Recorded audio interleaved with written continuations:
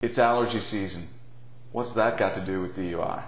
Well, actually, it has a lot to do with DUI. A lot of people who have allergies get red eyes, glassy-looking eyes. Police officers are now trained at the academies when they come out to look for any indication of impairment. You have an accident, you've got red, glassy eyes. Pretty quickly, the officer's going to be investigating you for some sort of DUI by drugs.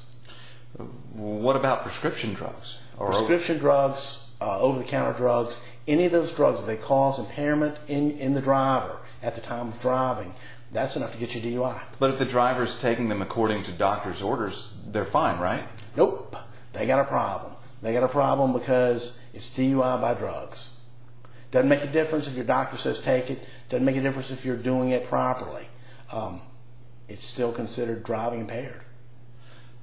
So what happens if you're convicted on a charge like that? Same thing that happens to the drunk driver. Same exact thing. Well, then what should you do if you're pulled over? The first thing you should understand is when the police officer starts talking to you about your medical issues, he's investigating you for a DUI.